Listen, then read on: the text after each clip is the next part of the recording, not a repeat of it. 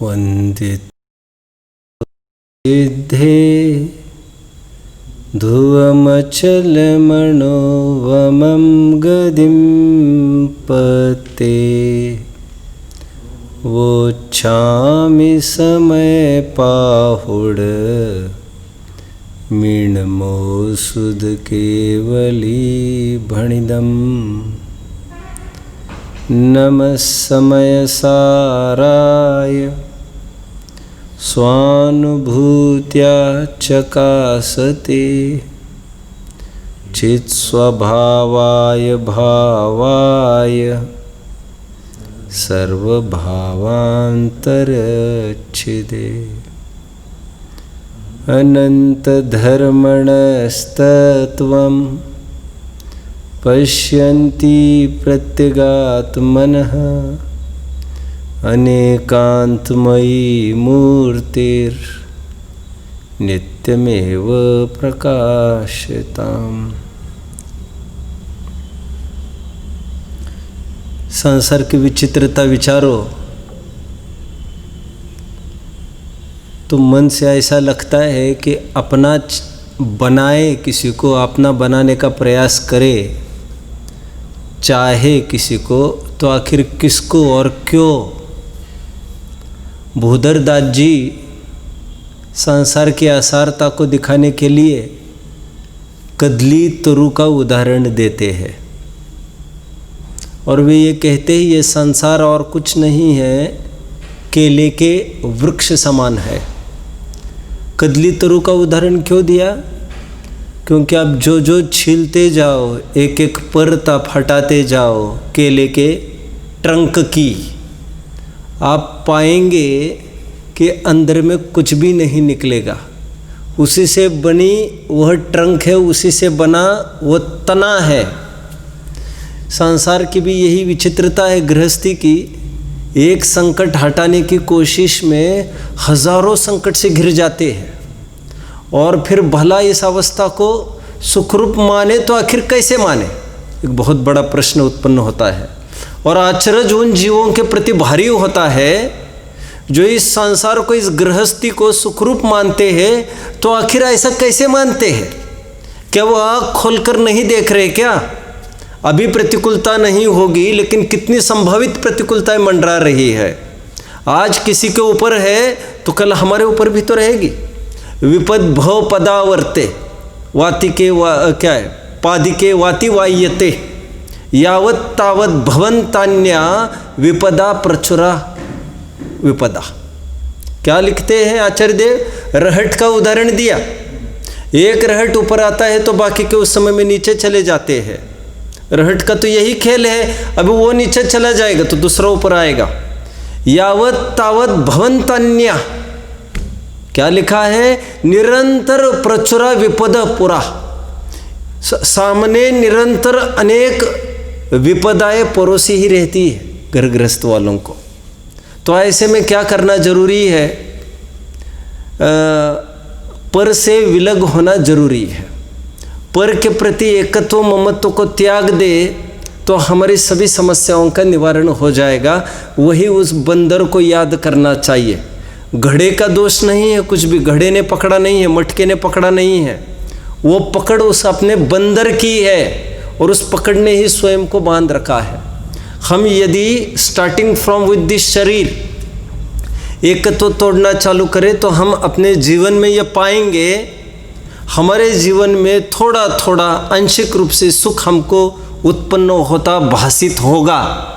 क्योंकि जहाँ पर में परत्व स्थापित हुआ, अर्थात स्व में अपनत्व स्थापित हुआ, नित्य उपयोग में आत्मा में एकत्व किया, अहम किया, उसी समय में अनुपयोगी अनात्मा में अनुपयोगी मूल आचार्यों ने शब्द का प्रयोग किया। जो उपयोगमयी नहीं है, ज्ञान दर्शन से रहित है, ऐसे शरीर का मिलना और बिछुड़ना बहुत हर्ष गम का विषय नहीं होता। एक ही उपाय है, विरक्त होना। जितने भी प्राप्त संयोग है उनमें अपनत्व नहीं करना, ममत्व नहीं करना। मुझे याद आता है एक बहुत कुतूहल होता था जब मैं आई थिंक ये 10वीं के पहले की मैं बात कर रहा हो। जितना मैंने देखा लगभग 10वीं के पहले लगभग मेरे जितना टाइम रहा लगभग मुझे सर्वत्र याद आ रहा है। ख़ास तौर पर जब से समझ हुई है, मान के चलो दूसरी तीसरी से लेकर 10वीं तक, मैंने देखा एक फ़कीर बाबा आता था मांगने के लिए। वो फ़कीर जब आता था, क्या नज़ारा था आप कल्पना नहीं कर सकते। उस आदमी को देने के लिए भीड़ लगती थी और खाली जाते थे सभी। अगल बगल में इतने जन मंडराते थे उसके साथ फ़कीर, उसको कोई नहीं पूछता था, कोई देता तक नहीं था, निकल जा कहता था। और वो फ़कीर की इतनी धाक बन गई थी किसी के भी सामने आया और उसने नहीं डाला, ऐसा आज तक भी नहीं हुआ। क्या विशेषता थी मैं आपको बताता हूँ। यह सत्य है, कोई काल्पनिक बात मैं बिल्कुल नहीं कह रहा हूँ।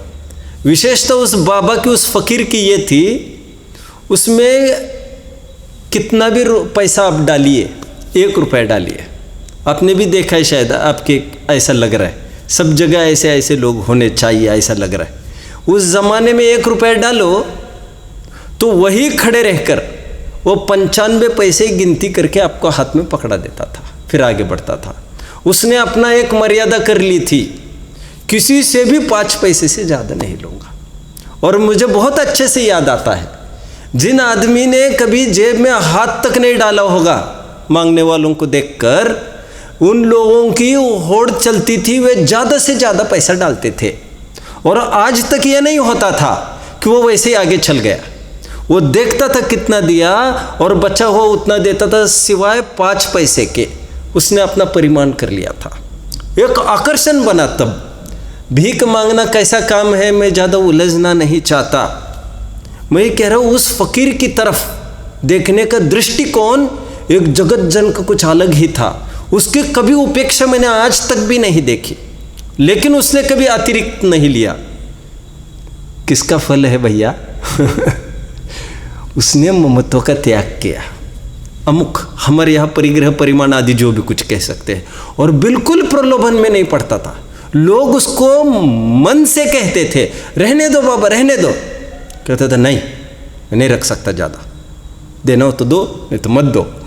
तो उसको अंतरंग मन से कहते थे, बात मजे ही लेने की नहीं। ये मेरे दिमाग में, दिलो दिमाग में ये बात खूब जम गई। हम निरंतर संस्कारित होते रहते हैं, इस बात को भूलिए मत आप। संस्कारित होने के अनेक कारण होते हैं, अनेक पहलू होते हैं। संस्कारित एक तो हमारे माँ बाप से होते रहते हैं, हम जैसा वे करते हैं as they do so we, वो उनका देख देख कर हम भी करते रहते। लगभग बच्चों में वही आदतें आती है जो माँ बापों में होती है। एक तो संस्कार माँ बाप से आते हैं जो इनहेरिटेड होते हैं, हम जो भी कहते हैं हेरिडिटरी के रूप में फ्लो होकर हमारे पास आए हैं। एक संस्कार वे होते हैं जो हम दुनिया को देखकर अपने आप संस्कारित स्वयं को करते रहते हैं, नोइंगली और unknowingly, that's not the matter of fact. सचमुच ऐसा होता रहता है। आप बिना जानकर भी कि मुझे ये उठाना है, अब धीरे धीरे उस प्रक्रिया से क्लिंग होते हो, क्या आपको आकर्षित कर जाए और उस दिशा में आप सरकते रहते हो। आपका लाइफस्टाइल वैसे बनने लगता है। May it be nice thing, may it be bad thing, उसकी बात मैं नहीं कर रहा हूँ। अपनी रुचि अनुसार आदमी उठाता रहता है कोई भी बात। संस्कारित होने की पद्धति तो माँ बाप से एक, दो तो जो जो वो समाज में देखता है, 2 3 जो जो वो सुनता रहता है फ्रेंड सर्कल वगैरह से, क्योंकि बहुत सारी बातें देखने में आना जरूरी नहीं होता और वो अपना इन्फ्लुएंस वैसे माइंड को इम्पैक्ट करता रहता है कि ऐसा है ऐसा है।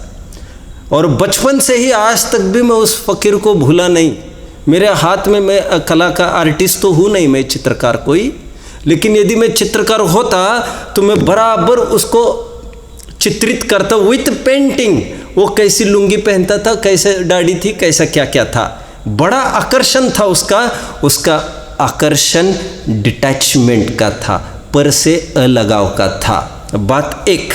बात 2, फिर थोड़ा मैं बड़ा हो गया, लगभग आई थिंक 6th से आगे हमारे हिस्ट्री में, महाराष्ट्रियन हिस्ट्री में शिवाजी का खूब चरित्र पढ़ाया जाता था। ऐसा उत्तुंग चरित्र पढ़ने का लाभ बहुत विरले जनों को मिलता है।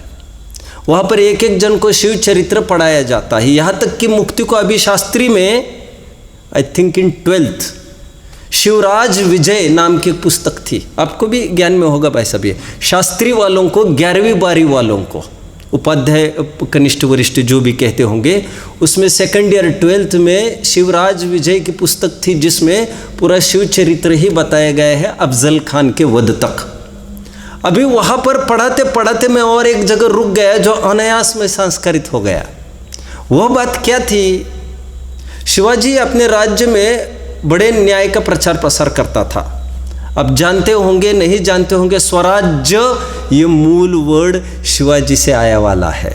दिस इज नॉट द कहना चाहिए ओरिजिनलिटी, इसकी कोई लोकमान्य तिलक से नहीं बनी है। Swaraj is my birth right, स्वराज्य मूल वर्ड शिवाजी का रहा है। जो उन्होंने मुद्रा भद्रा ये राज्य ते वाली मुद्रा भी बनाई थी, अपना स्वतंत्र राज्य होगा, और औरंगजेब के टक्कर में खड़े होने का उसने साहस किया था। आदिल शाही सल्तनत आदि बहुत सारी बातें थी। और धर्म भीरु भी पाप भीरु भी बहुत था कमाली का, और खूब धर्मपरायण था। मैं अभी आपको कहूँगा, आपको कितना यकीन होता है, आप इतिहास पढ़ेंगे सब यकीन हो जाएगा। उनके धर्मगुरु थे एक रामदास स्वामी।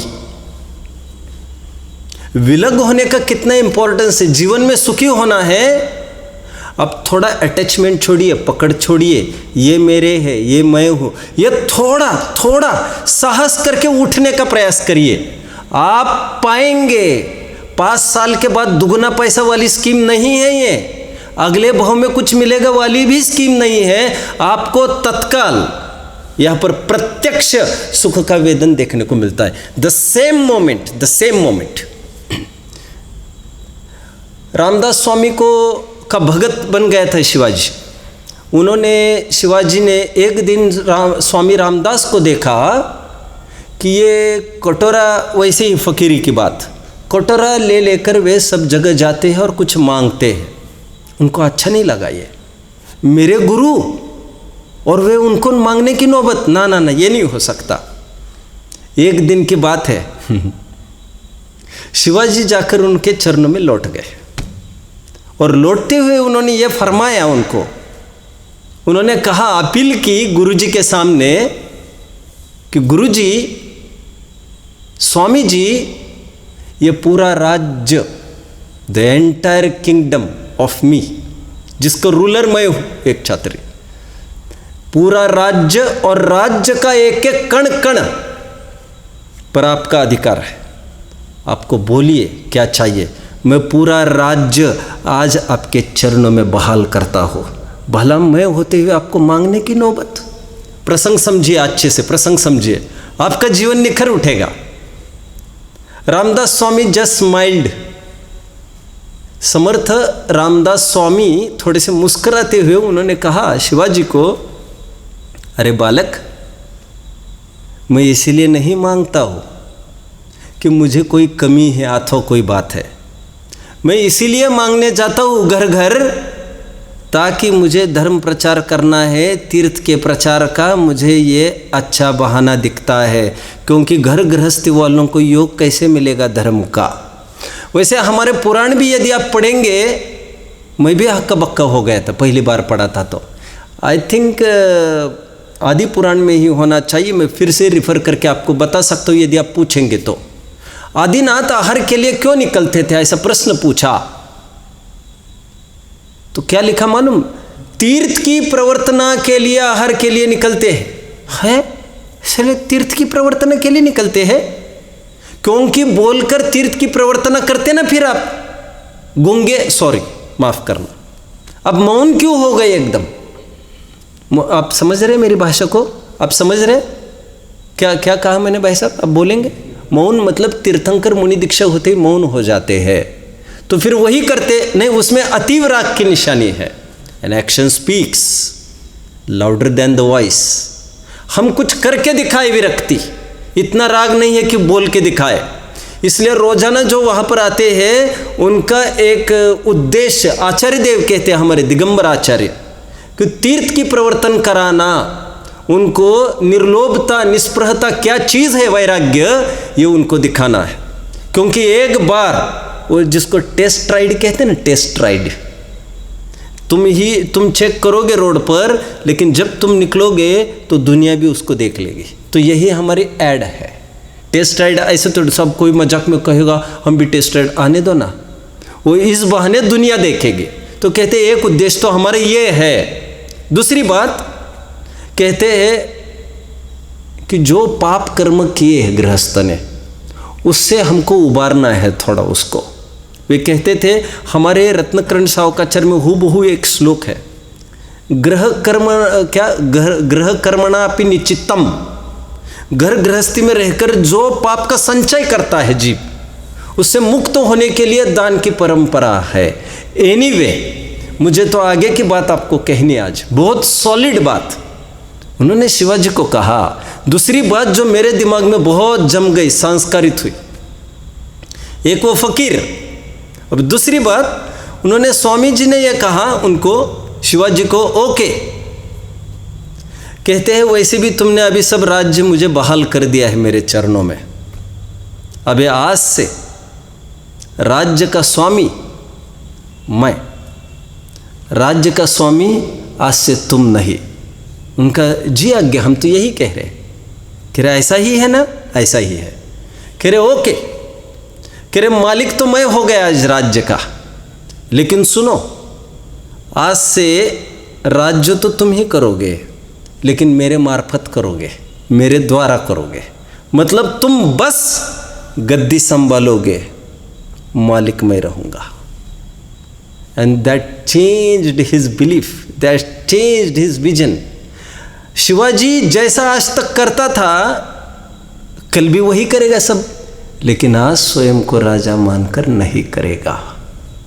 तो फिर एक दिन उस स्वामी जी ने कहा इसका रहस्य, कि हम जो भी कुछ करते हैं, हम उसमें कर्तृत्व का अहंकार नहीं पाले, हम ये नहीं समझे कि हम कर रहे हैं।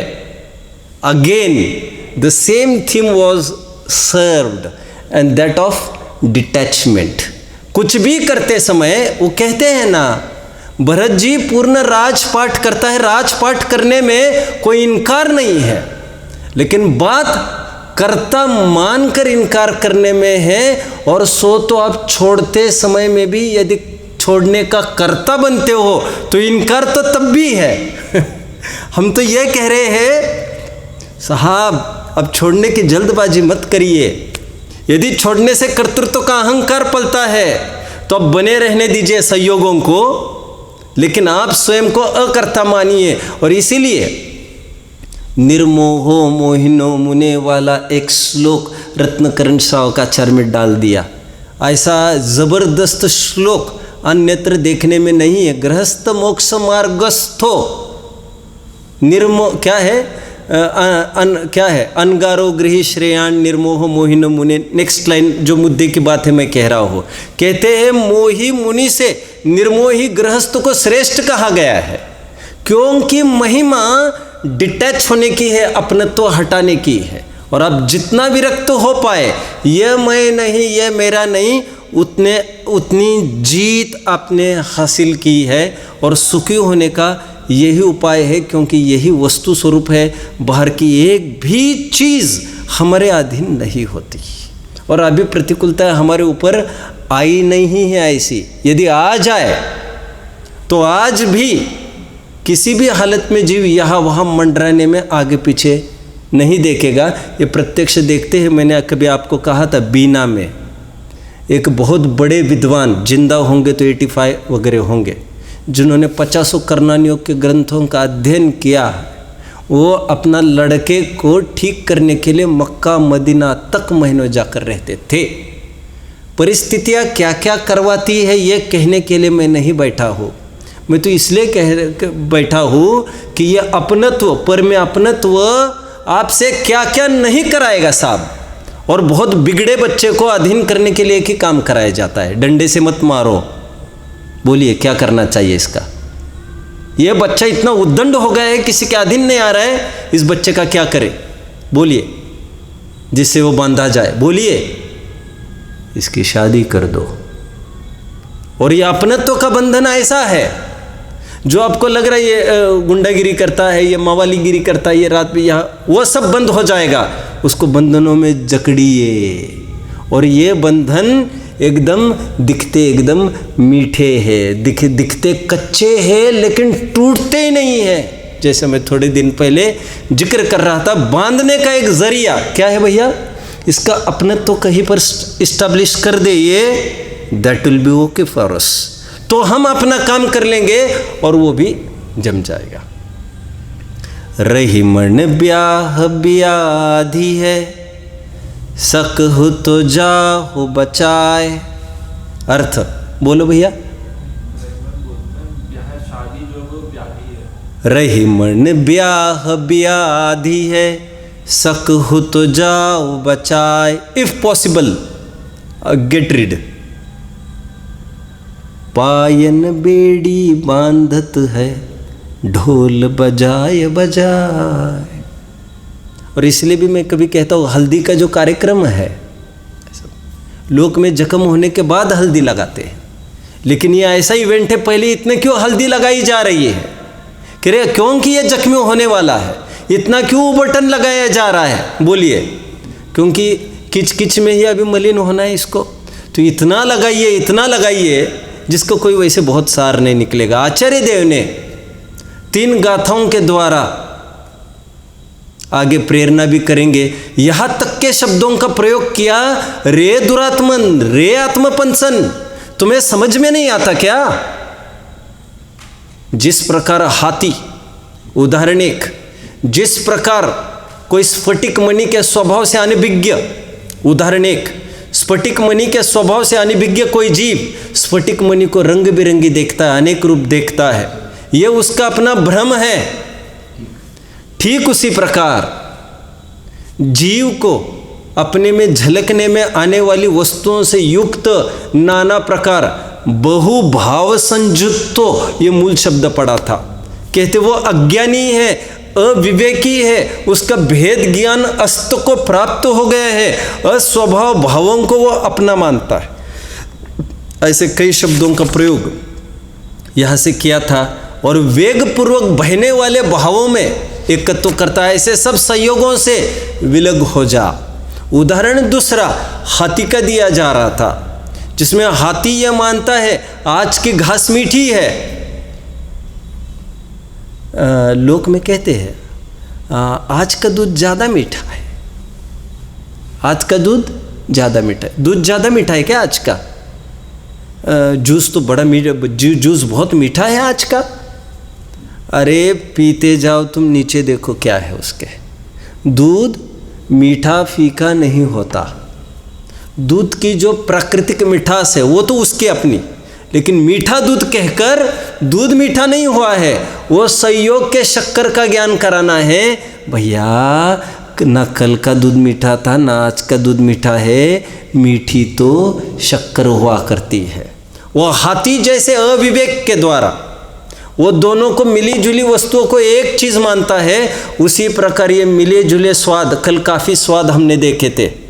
इन सभी एक्टिविटी को, थाली का भोजन, रोटी, शरीर की क्रिया, कल काफ़ी देखा था, ये वायु, ये कंपन, ये भोजन करने का राग, ये राग का ज्ञान, ये सभी बातें ऊपर ऊपर तैरती है। राग संबंधी ज्ञान भी, ज्ञान कोई बिकाऊ नहीं है किसी चीज़ के लिए। मैं कोई इसी को सर्व करूँगा, ऐसी कोई गुलामी नहीं है मेरी, मेरा काम सर्व करना है, दैट्स ऑल। अब समझे भैया मुझे क्या कहना है? मैं आया, मैं दिख नहीं रहा है क्या? साहब मेरा काम तो सर्विस करना है, मैं यही काम करता हूँ। और कोई नाराज हो तुम उसको सर्विस मत दो। अरे हमारा काम सर्विस करना है भाई, किसको जानना क्या जानने की बात छोड़ो, हमारा काम मात्र जानना है। दूसरा उदाहरण, तीसरा कल उदाहरण और देखा था, कहते जिस प्रकार लिक्विड नमक एंड सॉलिड नमक both are transformable into each other, one thing can be transformed into the other. वो जो द्रवित हुआ नमक है वो सॉलिड हो सकता है, सॉलिड हुआ नमक वो पतला हो सकता है, ऐसा सब एक दूसरे रूप हो सकता है। खारापन का और द्रव्यत्व का अविरोध है, ऐसे कल शब्द पढ़ा था। खारेपन का मतलब यहां पर, खारेपन का मतलब सॉलिड पार्ट, और द्रव्यत्व मतलब लिक्विड पार्ट, और अविरोध है मतलब एक साथ रहते, ऐसा नहीं, ऐसा नहीं। कहते एक दूसरे रूप हो सकता है, लेकिन जैसे नमक का उदाहरण समझा, कल काफ़ी चले ये 3 उदाहरण तक। तो कहते जैसे एक दूसरे रूप होता है अपने आप, नमक बरसात के दिनों में अपने आप पानी हो जाता है, पानी फिर बाद में गर्मी पाकर अपने आप सॉलिड हो जाता है, ऐसे स्वद्रव्य पर रूप, पर द्रव्य स्वरूप परिणमित नहीं होता। समझ में आया? और सुनिए बीच में चौथे उदाहरण की तरफ बढ़ने के पहले, हमें विषय को सुनने समझने में अत्यंत उल्लास और उत्साह आना चाहिए। ये पहला प्रतीक है कि हम ट्रैक पर है। हम बाकी के एक्टिविटीज़ करते समय चुस्त रहते हैं एकदम, और यहाँ पर आकर एकदम हमें थोड़ा सा लेजीनेस, थोड़ा सा ये होता है। ये हमारे हित की बात है, ये हमें समझना चाहिए। चौथा पॉइंट, चौथा उदाहरण, आचार्य देव ये कहते जिस प्रकार अंधकार और उजाला, प्रकाश और अंधकार जिस प्रकार एक दूसरों के सामने कभी आ नहीं सकते, ये क्योंकि एक है तो दूसरा नहीं। जिस प्रकार इन दोनों का आपसी विरोध है, लक्षण भिन्नता है, ठीक उसी प्रकार स्वद्रव्य अंधकार उजाले रूप नहीं होता, उजाला अंधकार रूप नहीं होता, दोनों वस्तुएं न्यारी है।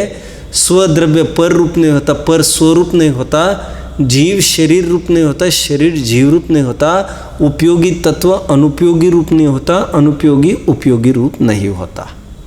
बहुत सुंदर बात कही जा रही है। हमारे भव की थकान लो आज नहीं अब भी मिट सकती है, लेकिन एकत्व बरकरार रखकर आप सब कुछ अनुष्ठान कराना चाहे, यह संभव ही नहीं, हरगिज नहीं। मूल पहले अनुष्ठान ये हुआ करता है।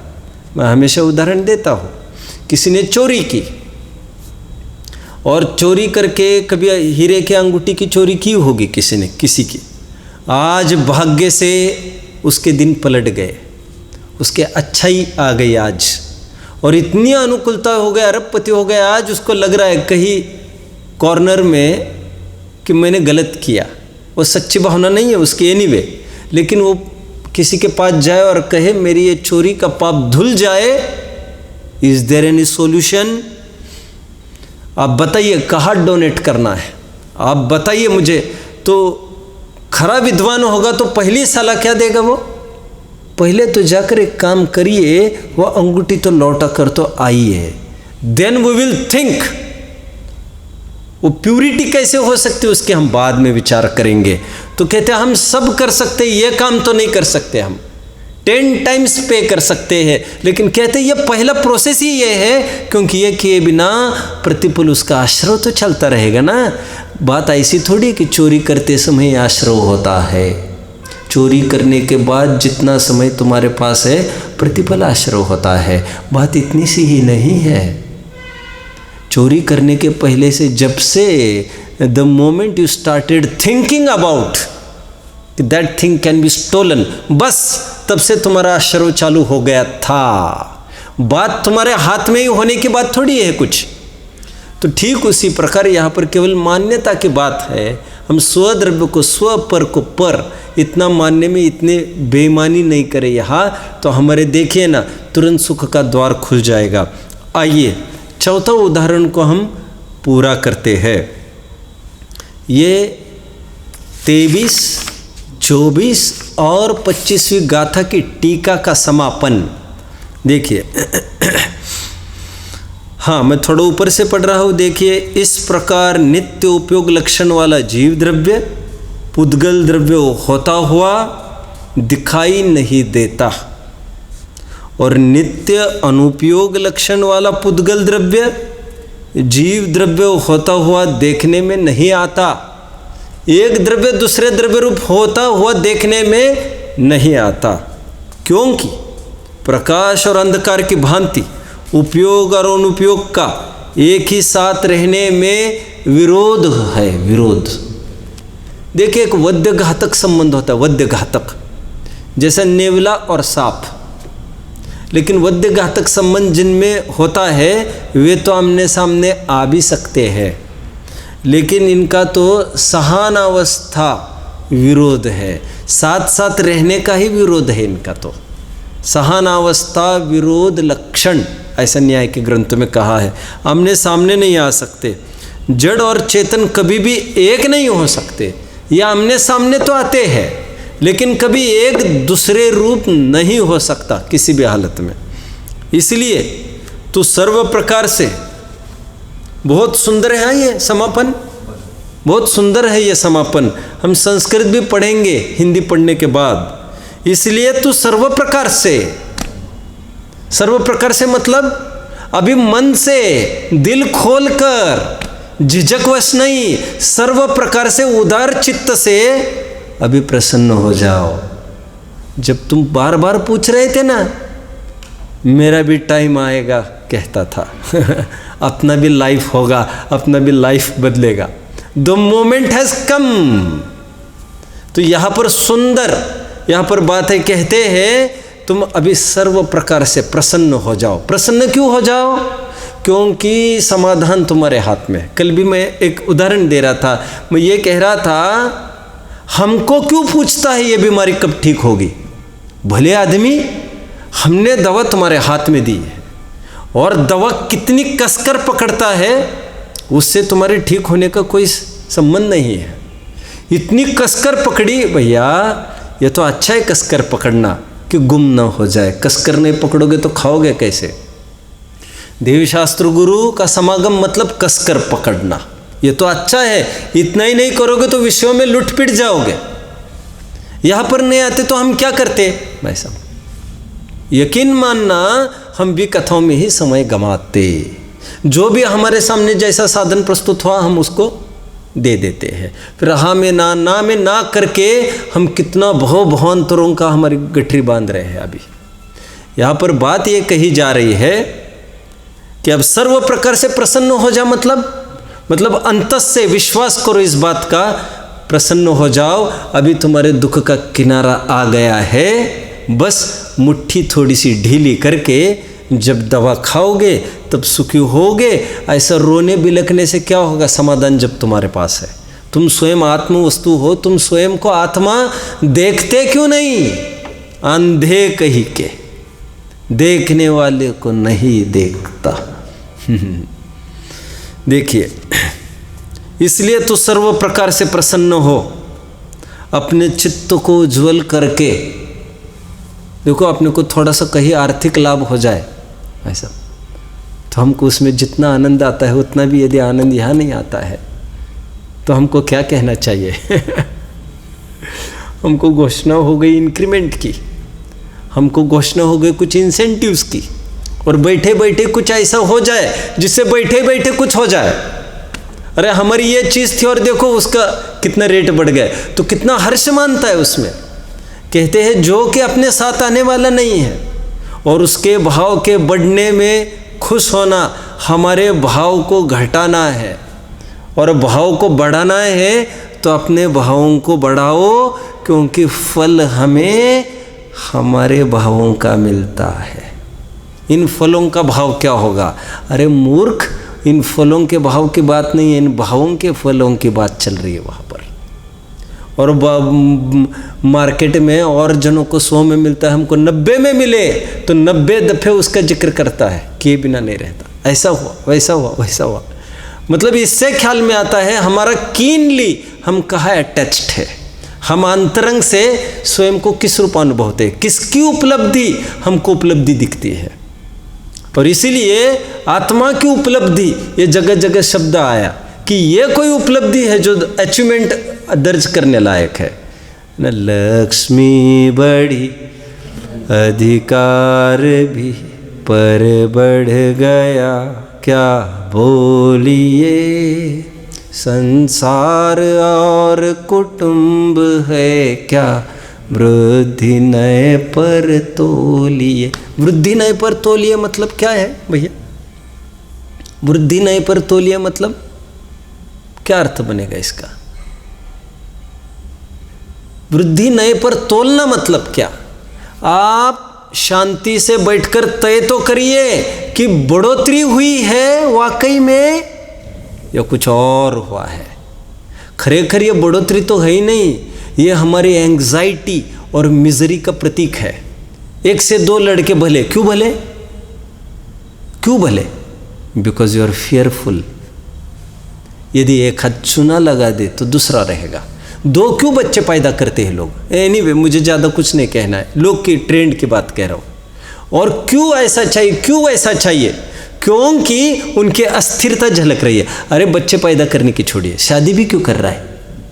क्यों? तो बुढ़ापे में वो धर्मेंद्र है यहाँ पर, वो यही कहता था, करो फिर बुढ़ापे में क्या होगा, मुझे शादी, लड़की तो कोई नहीं दे रहा है अभी तुमको, अभी तो हालत तुम्हारी इतनी खराब है, अभी तुम्हें लड़की कोई नहीं दे रहा, लेकिन बुढ़ापे में कौन सहयोग करेगा? अरे मूर्ख, सामने वाली भी इसीलिए कर रही है शादी कि आज मेरी मांगे कौन पूरी करेगा।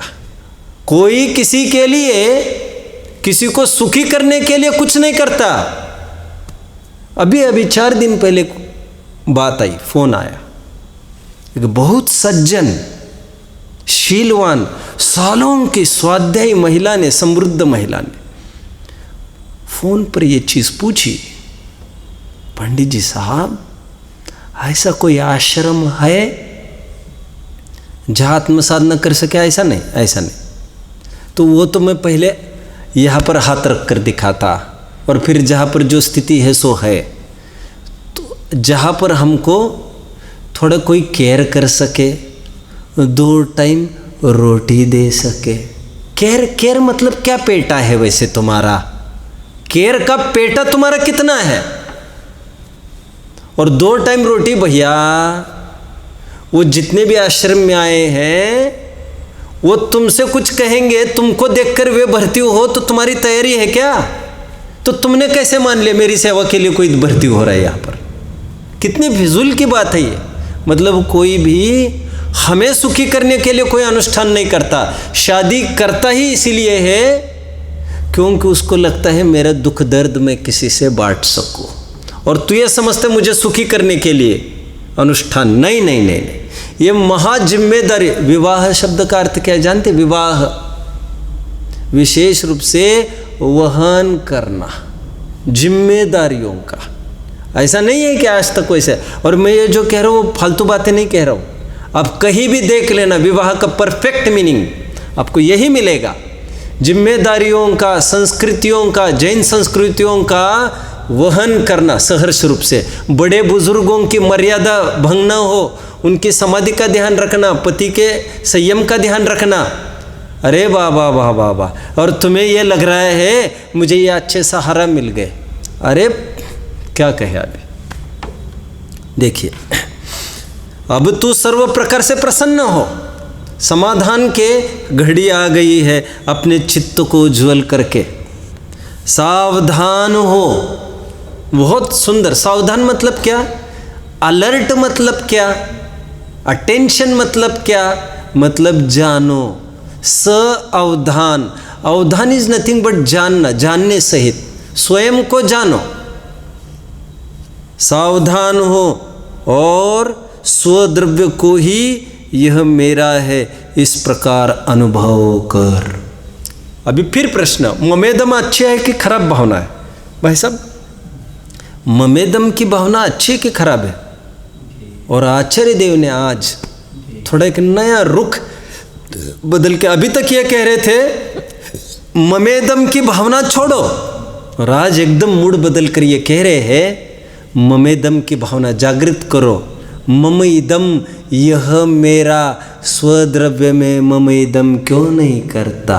इसमें कर, विबुध्यस्व, ऐसा जान, आत्मा का अनुभव कर, प्रसीद, प्रसन्न हो जा।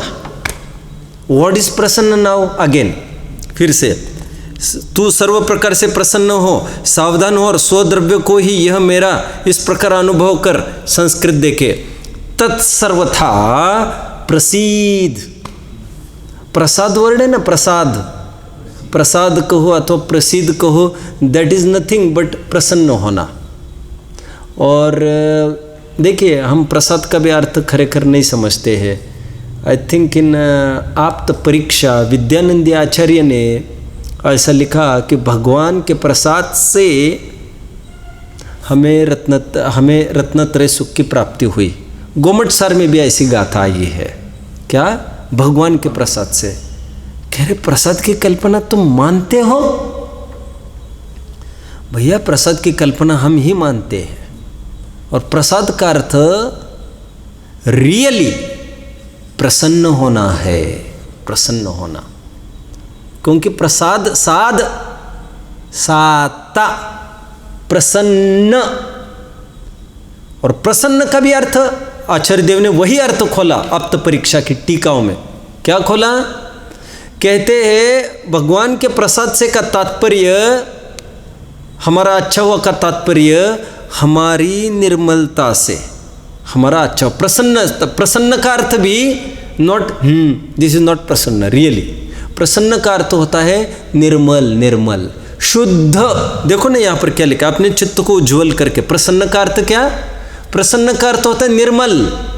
प्रसन्न का अर्थ जो बाहर में चेयरफुल होना बना है, रियली चेयरफुल इज ये जीव की पर्याय है, कोई पौद्गलिक पर्याय नहीं है ये। इसलिए प्रसन्न होना भी अंतरंग शुद्धता की तरफ संकेत है। और सम्यक दर्शन ज्ञान चारित्र ही प्रसन्नता है। बहुत सारे शब्द हैं हम अर्थ नहीं समझते, हम कहते हैं अच्छा चल रहा है। अच्छा मतलब अच्छा is not in the sense of like and dislike my dear. अच्छा और स्वच्छ ये एकार्थवाची है, सु अच्छा, लेकिन हम समझते हैं स्वच्छ मतलब क्लीन और अच्छा मतलब नाइस। ऐसा नहीं है, ऐसा नहीं है। अच्छा इज क्लीन, शुद्धता का अनुभव। आगे कलश है ना, अच्छा अच्छा, 2 बार आत्मा को अच्छा अच्छा शब्द का प्रयोग किया। यहाँ पर भी प्रसन्न का अर्थ निर्मलता। राग द्वेष से जितनी रहित परिणति हुई उतनी निर्मलता, प्रसन्नता आ गई। बाहर से कैसा चेहरा उससे कोई फर्क नहीं पड़ता। Laughter is the best medicine, ऐसा लोक में कहते हैं। कुछ बेवकूफ़ों ने लोक में क्या कहते हैं, laughter is the best medicine. समझ में आता है इतना? लाफ्टर मतलब कि अभी बताऊंगा, अभी समझ में आएगा। उन कुछ बेवकूफ़ लोगों ने योगा के नाम पर, यहाँ पर थे कि योगा वाले, वो ऐसा करते थे, बच्चों को बुलाते थे और रोज़ हंसते थे और हंसाते थे। पूना वगैरह बड़े बड़े शहरों में सुबह 7-8 बजे के करीबन किसी भी बाग बगीचे के अगल बगल में घूमोगे, आपको सब हंसते हंसते दिखेंगे। आपको क्षण भर के लिए लगेगा कि ये क्या हो रहा है ये सब, लेकिन वह कहते हैं निरोगी होने के हंसना हंसना हंसना। और घरों में भी उन्होंने, बोलिए, लाफिंग बुद्धा लगाते हैं, जानते हैं? और शोकेस में लाफिंग बुद्धा कहते हुए, और क्या कहते, laughter is the best medicine. हंसो और रोग मुक्त हो। अभी ज़्यादा मत हंसो, नहीं तो नया रोग हो जाएगा, हमको तो ये लगता है। क्योंकि वहाँ पर लाफ्टर का अर्थ हंसना ऐसा नहीं था रे मेरे भाई, नहीं था। वहाँ पर लाफ्टर का अर्थ easiness, easiness, no anxieties, no miseries. अभी की भाषा में वहाँ पर सहज रहना, दैट इज लाफ्टर। ना राग ना द्वेष, समता भाव का मतलब लाफ्टर है, और वो दवा है तुम्हारी। और स्वस्थ चित्त, ये शारीरिक स्वस्थता की एक निशानी है। समझ में आता है क्या कहा?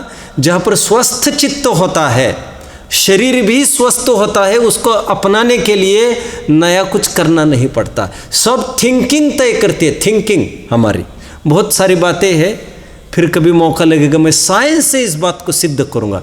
देयर इज़ वन डिसीज़, तुम कह सकते हो सिकोफेनिया something, what is that word? नहीं, सिकोफेनिया समथिंग एक डिसीज़ कही है, जिसमें 2 स्टेट होती है आदमी की, कभी ऐसा कभी वैसा। वो स्वयं में कभी ऐसा मूड बनाता, कभी वैसा। लगभग 10% इससे ग्रस्त है, ऐसा इंडिया कहता है। सिकोफेनिया समथिंग डिसीज़ का नाम है। क्या होता है? कभी कैसा मूड कभी कैसा मूड। और इसमें क्या है, जब टेस्ट किया डॉक्टर ने तो उन्होंने कहा जब एक मूड होता है तो चेक करो तो डायबिटीज़ मिला, जब दूसरा मूड उन्होंने किया तो डायबिटीज़ नहीं मिला। यहाँ तक कि टेस्ट रिपोर्ट से हमारे सामने।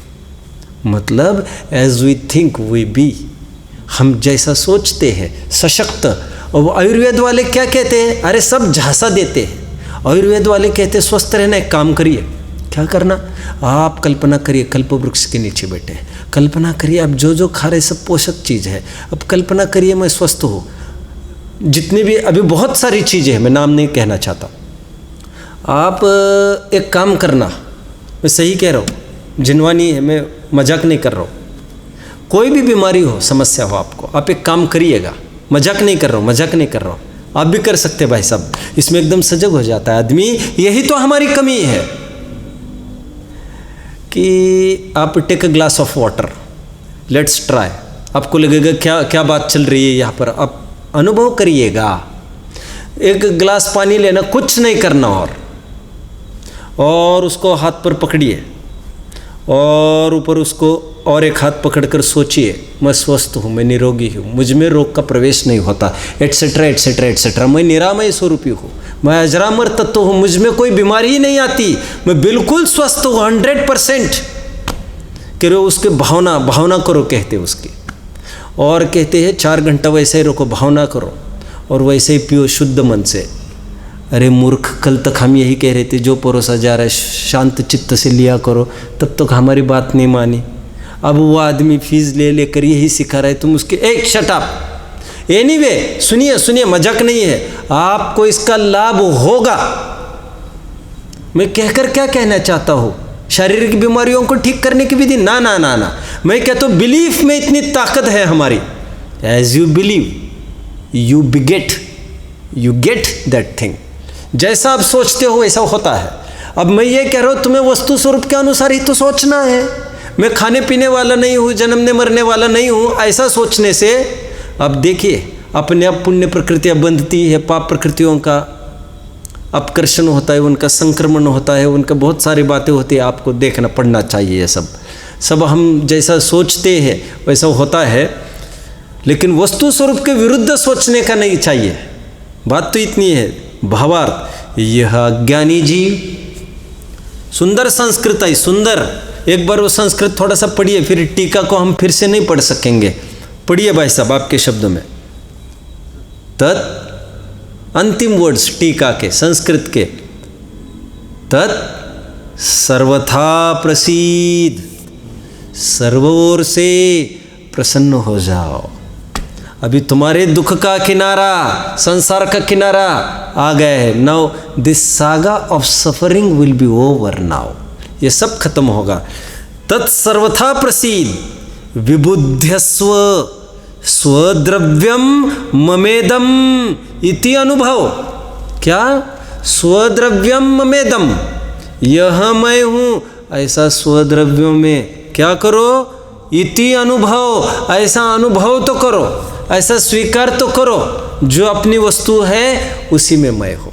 और जो सही है उसकी स्वीकृति बहुत लाभदायक हुआ करती है। देखिए ऑस्ट्रेलियन एक टेक्निक है, मैं बहुत कम जानकार हूँ वैसे किसी भी चीज़ का। ऑस्ट्रेलिया में एक पर्टिकुलर एक माउंटेन्स है, वहाँ पर एक दैवत, जैसे यहाँ पर कुल दैवत के रूप में वो पेड़ पौधों को कुछ धागा बांधते हैं और मनसा स्वस्तिक बनाते हैं, ऐसा करते हैं ना लोग ग्रहित मिथ्यात्व के अंतर्गत। ऑस्ट्रेलिया में एक बहुत बड़े माउंटेन्स है, I think they are called which mountains, you should refer again. तो वहाँ पर्टिकुलर प्लेस पर जाने पर बहुत लोग इसको मानते हैं, कहते हैं कि आप एकदम फिजिकली अच्छे हो और सामने वाला आदमी जो ट्रेन है इसमें, वो थोड़ी सी एक बोन लेकर, हड्डी लेकर आपके सिर के अगल बगल में घुमाएगा और आपको गुस्से से देखेगा और हड्डी ऊपर करेगा। 1 मिनट के अंदर वो सामने वाला आदमी जो एकदम हट्टा कट्टा है वो एकदम हिम्मत हार जाता है। दूसरे मिनट में वो बैठ जाता है, तीसरे मिनट में लेट जाता है, चौथे मिनट में बुखार आता है, 5वें मिनट में मर जाता है। वो ऐसा कैसे हो गया? थिंकिंग हिप्नोटाइज किस बल पर चलता है? हम जैसा सोचते हैं यह सब बिलीफ का बहुत बड़ा साइंस है। और यहाँ पर जैसा मेरा स्वरूप है वैसे मान्यता की बात है। देखो तो जैसे उस पर असर होता गया। आप यहाँ पर देखिए, यदि आप स्वयं को शुद्धात्मा मानते हैं, आपको बाह्यकृत किसी भी उपाधि का कुछ भी असर नहीं होगा। उसी को कहते हैं कोई निंदा करे अथवा क्या, कैसा भी भय संकट देने आए, कोई लाखों वर्षों तक जीव या जो भी कुछ हो जाए, कोई गाली दे, निंदा करे, अब कुछ फर्क क्यों नहीं पड़ता? क्योंकि मैं शुद्धात्मा हूँ। और ऐसे दम पर हमको वास्तव में कुछ नहीं होता। ये थिंकिंग का अपना अपना एक पावर है। और वैसे पुण्य पाप की भी अपनी अपनी सब विचित्रता है। बहुत सुंदर बात है, स्वद्रव्यम ममेदम इति अनुभव। भावार्थ, यह अज्ञानी जी पुद्गल द्रव्य को अपना मानता है, उसे उपदेश देकर सावधान किया है कि जड़ और चेतन द्रव्य दोनों सर्वथा भिन्न भिन्न है, सर्वथा भिन्न भिन्न है, कभी भी किसी भी प्रकार से एक रूप नहीं होते। ऐसा सर्वज्ञ भगवान ने कहा है, एक रूप नहीं होते। कल का उदाहरण विचारना, वो जब तक युवावस्था थी, वो 90 मीटर जो डिस्टेंस चला, तब तक वो कुत्ते के अधीन थी गाड़ी। तब तक कुत्ते को ऐसा भ्रम था, अधीन तो कभी भी नहीं थी, पहले कदम पर भी नहीं थी। बचपन में, युवा अवस्था में भ्रम हो तो भले ही हो कि मेरे अधीन सब चल रहे, लेकिन ऐसा होता नहीं। और भ्रम के अवसर अनुकूलता में होते हैं। चोट तब लगती है जब इच्छा विरुद्ध कुछ होता देखने में आता है। इसीलिए तीर्थंकरों के भी वैराग्य के जितने प्रसंग है वे सब प्रतिकूलताएं बिना नहीं होता। और हम प्रतिकूलताएं नहीं आए ऐसा मत सोचो, मत सोचो, मत सोचो। अब प्रतिकूलताओं की भावना भाइये, अरे अच्छी बात कर रहे आप, बोले मुझे मार कर ये किसने सिखाया? हमको तो इसने ये सिखाया है, हमने आज तक जो भी हो। अरे जो भी हो, लेकिन तुम नहीं मानते ना। इसलिए मैं कहता हूँ, हाथ टूटने, पैर टूटने की कीमत पर भी यदि धर्म रुचि होती है, माँ बाप मरने की कीमत पर भी, पत्नी मरने की कीमत पर भी, तुम्हारे और तलाक होने के और लाख बातें, गरीबी, रोग, दशा, कुछ भी होने की कीमत पर धर्म रुचि होती है, तो that can be counted as a very big achievement in your life. And बाकी all the things in front of this will be carried negligible। कुछ भी नहीं है। धर्म उपलब्धि इतनी बड़ी चीज़ है। यह अज्ञानी जो पुद्गल द्रव्य को अपना मानता है, उसे उपदेश देकर सावधान किया कि जड़ और चेतन द्रव्य दोनों सर्वथा भिन्न भिन्न है, कभी भी किसी भी प्रकार से एक रूप नहीं होते। ऐसा सर्वज्ञ भगवान ने देखा है। भगवान की भी दुहाई दे रहे, उससे थोड़ा फोर्स लगता है, प्रत्यक्ष प्रमाण। और इसलिए हे अज्ञानी, तो परद्रव्य को एक रूप मानना छोड़ दे। अभी भी कल एक शब्द पढ़ा था, बोलिए, छोड़ छोड़, जही जही। यह कलश के बहुत सुंदर कुछ कुछ वर्डिंग्स है। छोड़ छोड़ 2 बार कहा। बच्चों को कहते ना, छोड़ते कि नहीं, छोड़ छोड़। जैसे आप कल परसों कह रहे थे एक जन को, वो सांप के साथ छेड़छाड़ मत करो, आते कि नहीं, छोड़ता ही कि नहीं। मतलब उसके प्रति हमारी एक क्या कहना चाहिए, एक अंतरंग भावना जुड़ी है। तो हम उसको खतरा देख रहे हैं। सांप के साथ तुम मस्ती मजाक मत करो, अथवा उसको पकड़ने का भी प्रयास मत करो, हटो हटो।